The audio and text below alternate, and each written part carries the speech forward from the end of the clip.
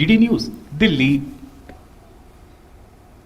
वहीं राज्यसभा में बीते कल शून्यकाल पूरा चला और प्रश्नकाल में भी काफी अहम सवालों के जवाब संबंधित मंत्रियों ने दिए। राज्यसभा से कल कई अहम बिल चर्चा के बाद पारित किए गए, जहां उच्च सदन ने चर्चा के बाद अपतट क्षेत्र खनिज विकास और विनियम संशोधन बिल 2023 पारित कर दिया। उसके बाद सदन से प्रेस और नियतकालिक पत्रकार रजिस्ट्रीकरण बिल 2023 भी पारित किया गया। बिल के तहत नियतकालिक पत्रिकाओं और किताबों के रजिस्ट्रेशन का प्रावधान है। प्रकाशन या मुद्रक अपने आवेदन सीधे प्रेस रजिस्ट्रार जनरल को ऑनलाइन दे सकते हैं। इसमें पंजीकरण की प्रक्रिया सरल होगी और लगने वाले समय की भी काफी बचत होगी। वहीं विदेशी पत्रिकाओं का देश में पुनः प्रकाशित करने से पहले अनुमति लेनी बेहद जरूरी कर दी गई है। अब press registrar general of India आवेदकों को प्रमाण पत्र जारी करेंगे और जो भी बिना रजिस्ट्रेशन के पत्रिका छापेंगे तो उन्हें 5 लाख रुपए तक का जुर्माना भी देना पड़ेगा। और शैलेंद्र मिश्रा हमारे साथ और जानकारी के साथ जुड़ रहे हैं। तो संसद में आज क्या कुछ उम्मीद की जा सकती है, आइए जानते हैं अपने संवाददाता से।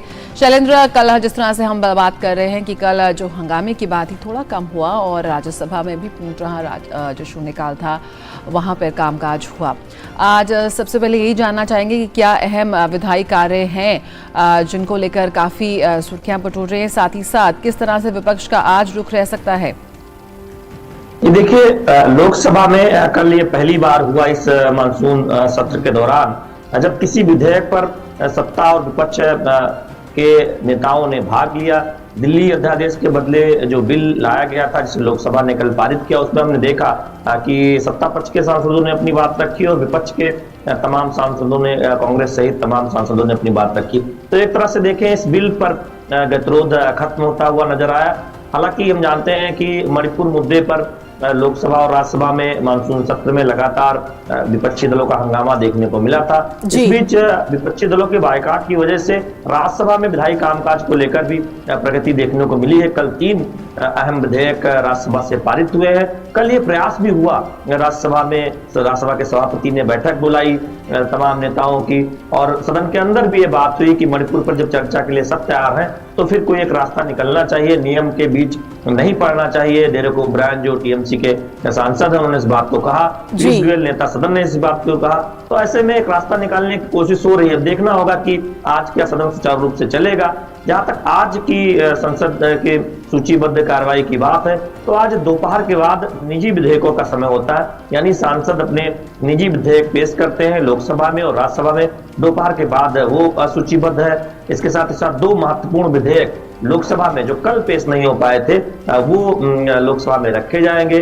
और बहुत महत्वपूर्ण यह है कि हम देखेंगे कि प्रश्नकाल क्या जिस तरह से पिछले 2 दिनों से हमने देखा है राज्यसभा में चला है, क्या आज भी प्रश्नकाल चल पाएगा राज्यसभा में। और लोकसभा में भी कल हमने देखा था कि थोड़ी देर प्रश्नकाल चलाने की कोशिश हुई। कल जब हमने देखा कि दिल्ली अध्यादेश के बदले जो बिल आया उस पर जब चर्चा को लेकर एक सभी दल सत्ता और विपक्ष सदन में नजर आए, तब लोकसभा अध्यक्ष भी अपने आसन पर आ गए।